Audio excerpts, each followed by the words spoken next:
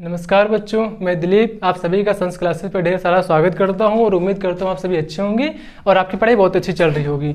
आज का हमारा टॉपिक है वैद्युत क्षेत्र में वैद्युत द्विध्रुव की स्थितिज ऊर्जा। और यह जो क्वेश्चन है आपको one of the most important question है।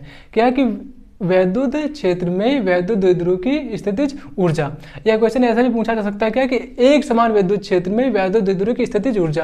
और ये क्या था कि वैद्युत द्विध्रुव की स्थितिज ऊर्जा हम लोगों ने लास्ट डेरिवेशन में क्लियर कर ली थी। अब यहाँ पे क्या पूछता है कि वैद्युत क्षेत्र में, यानी कब क्या होगा, जो वैद्युत द्विध्रुव होगा कहाँ होगा, वैद्युत क्षेत्र के अंदर होगा। ठीक है, तो वैद्युत क्षेत्र के अंदर होगा कौन, वैद्युत द्विध्रुव, उसकी स्थितिज ऊर्जा कितनी होगी। तो पहले समझते हैं क्या कि वैद्युत द्विध्रुव की जो स्थितिज ऊर्जा होती है वो कैसे होती है। तो वैद्युत द्विध्रुव को अनंत से वैद्युत क्षेत्र के अंदर लाकर, मतलब एक वैद्युत द्विध्रुव होगा। वैद्युत द्विध्रुव क्या होता है, जब धनात्मक प्रकृति और ऋणात्मक प्रकृति के आवेशों को अत्यंत पास लाकर रखते हैं तो जो बना निकाय होता है ये क्या कहलाता है, वैद्युत द्विध्रुव कहलाता है। क्या कहलाता है, वैद्युत द्विध्रुव कहलाता है। इस यानी कि वैद्युत द्विध्रुव को अनंत से वैद्युत क्षेत्र के अंदर, कहाँ पे लाना है इसको, वैद्युत क्षेत्र के अंदर। कहाँ पे लाना है, विद्युत क्षेत्र के अंदर। तो मानते क्या है कि वैद्युत क्षेत्र है, ये क्या है, विद्युत क्षेत्र। कैसा, एक समान विद्युत क्षेत्र है, ठीक है ना। तो विद्युत क्षेत्र के अंदर लाकर उसकी वर्तमान स्थिति आइए क्या है, इसकी वैद्युत क्षेत्र है, इसकी वर्तमान स्थिति क्या होगी, वर्तमान स्थिति होगी इसकी क्या, इसके लंबवत, इस वैद्युत क्षेत्र के लंबवत। इस वैद्युत क्षेत्र के अगर लंबवत रखते हैं तो क्या होती है, इसकी वर्तमान स्थिति होती है किसकी, इस वैद्युत द्विध्रुव की। तो वर्तमान स्थिति में रखने में किए गए कार्य को ही वैद्युत द्विध्रुव की स्थितिज ऊर्जा कहते हैं। तो वैद्युत द्विध्रुव की स्थितिज ऊर्जा क्या होगी, जब हम लोग क्या करते हैं कि वैद्युत द्विध्रुव को अनंत से लाकर वैद्युत क्षेत्र के अंदर उसकी वर्तमान स्थिति में रखते हैं, तो लाने में जो काम किया जाता है उसी काम को हम लोग क्या बोलेंगे, वैद्युत द्विध्रुव की स्थितिज ऊर्जा कहते हैं। इतनी बात क्लियर। तो नोट्स बनाना है, सबसे पहले क्या लिखेंगे, हम लोग की परिभाषा लिख लेंगे, उसके बाद ये डायग्राम बनाएंगे। तो उसके बाद हमको लिखना है, इसको साफ कर दे फिर अच्छे से लिखते हैं सही से।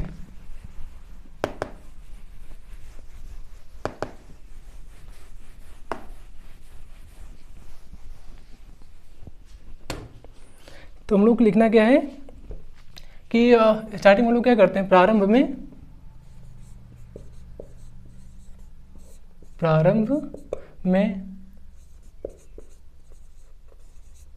वैद्युत द्विध्रुव को अनंत से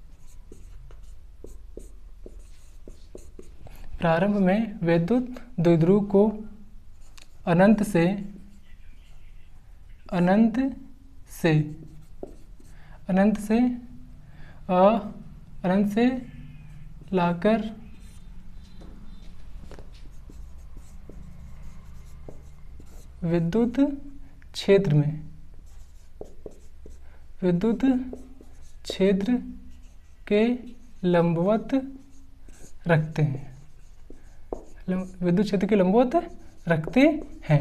हम लोग पहले क्या करते हैं कि जो वैद्युत द्विध्रुव होगा इसको क्या करते हैं, वैद्युत द्विध्रुव को लाते हैं और इसको क्या करते हैं, इस वैद्युत क्षेत्र के लंबवत रखते हैं। यानी कि प्रारंभ में वैद्युत द्विध्रुव को अनंत से लाकर विद्युत क्षेत्र के लंबवत रखते हैं तथा इसके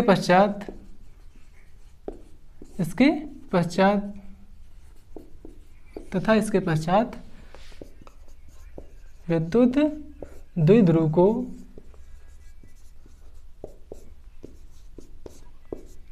थीटा कोण घुमा देते हैं।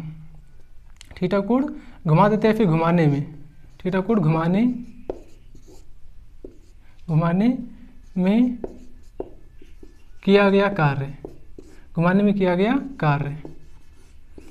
में किया गया कार्य कितना होगा, W होगा।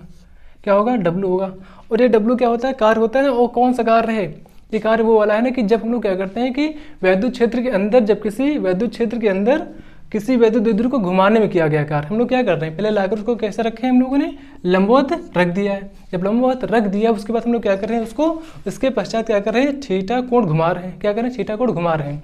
देखो यहाँ पे क्या किया जा रहा है कि मतलब पहले लंबवत था उसके बाद थीटा कोण घुमा रहे हैं, मतलब कि एक वैद्युत क्षेत्र के अंदर इस वैद्युत द्विध्रुव को घुमा रहे हैं, है ना। और लास्ट क्लास में लोगों ने यही देखा था ना कि एक समान वैद्युत क्षेत्र के अंदर वैद्युत द्विध्रुव को घुमाने में किया गया कार्य, एक समान वैद्युत क्षेत्र के अंदर वैद्युत द्विध्रुव को घुमाने में किया गया कार्य कितना होता था। तो हम लोगों ने फार्मूला देखा था, क्या होता है, W इक्वल टू, इसको यहीं लिख लेते हैं,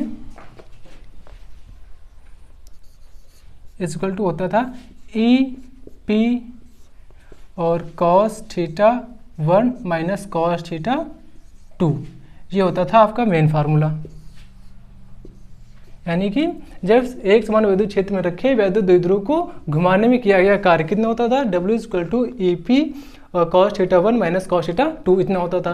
आप लोग यहाँ पे क्या कर रहे हैं, यहाँ पे क्या रहे हैं कि प्रारंभ में वैद्युत द्विध्रुव को अनंत से लाकर वैद्युत क्षेत्र के लंबवत रखते हैं। कहाँ रखते हैं, वैद्युत क्षेत्र के लंबवत रखते हैं। अब लंबवत मतलब क्या होता है, लंबवत अगर होता है तो मतलब वहाँ पे कोण कितना बनता है, 90 डिग्री का कोण बनता है ना, कितना बनता है, 90 डिग्री का कोण बनता है। मतलब क्या हो जाएगा, W is equal to E P तो रहेगा यहाँ पर, लेकिन जो पहला कोण होगा कैसा हो जाएगा, लंबवत हो जाएगा, मतलब कितना 90 डिग्री का, कॉस 90 डिग्री हो जाएगा यहाँ पर, माइनस यानी कि लंबवत रखते हैं तथा इसके पश्चात हम लोग क्या करते हैं, वैद्युत द्विध्रुव को थीटा कोण घुमा देते हैं, थीटा कोण घुमा देते हैं। तो जो दूसरा कोण होगा कितना होगा, थीटा होगा, कितना कोण होगा, थीटा कोण होगा। तो कॉस कितना हो जाएगा, कॉस थीटा हो जाएगा यहाँ पर। इस 2 की जगह पे कॉस थीटा 2 की जगह क्या हो जाएगा, सिर्फ और सिर्फ थीटा हो जाएगा। इतनी बात क्लियर। ये आ गया आपका कार्य, ये आ गया क्या, कार्य आ गया। तो यहाँ पर अगर देखा जाए अच्छे से तो कितना है, ए पी वैल्यू रख दी जाए। कॉस 90 की वैल्यू कितनी होती है, कॉस 90 की वैल्यू होती है 0, कितनी होती है 0 माइनस कॉस थीटा, यहाँ पे इतना बचा तुम्हारा, ठीक है। तो W इक्वल टू यहाँ पे कितना बचा है, ये तो हो गया 0, मतलब काम खत्म हो गया। मतलब A P minus cos theta कितना बचा यहाँ से, A P minus cos theta इतना ही बचा। तो W इक्वल टू कितना हो जाएगा, जो यहाँ पे माइनस कॉस थीटा बचा हुआ है तो उसको हम लोग सबसे पहले लिख देते हैं। तो minus A P cos theta, ये आ गया आपका क्या, कार्य। ये आपका कार्य आ चुका है। ये कौन सा कार्य है, जब हम लोग क्या करते हैं, इस वैद्युत द्विध्रुव को इस वैद्युत क्षेत्र के लंबवत लाते हैं और थीटा डिग्री घुमा देते हैं, और घुमाने में जो किया गया कार्य होता है ये, ठीक है ना। और ये जो कार्य आया है, ये जो यही कार्य क्या कहलाएगा, आपका वैद्युत स्थितिज ऊर्जा कहलाएगा। यही कार्य क्या कहलाएगा, वैद्युत द्विध्रुव की स्थितिज ऊर्जा कहलाएगी। यही कार्य, यही कार्य क्या है, द्विध्रुव की स्थितिज ऊर्जा है। यही कार्य वैद्युत द्विध्रुव की स्थितिज ऊर्जा है।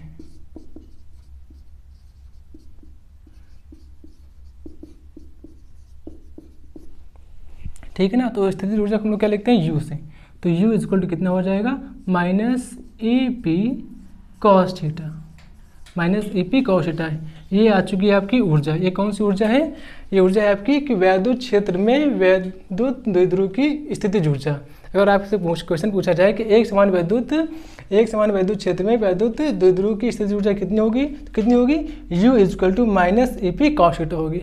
इतनी बात क्लियर। अगर यहाँ से अगर पूछा जाए कोई विशेष स्थिति अगर पूछी जाए तो बताना क्या है, विशेष स्थिति, और ये पूछा भी जाता है।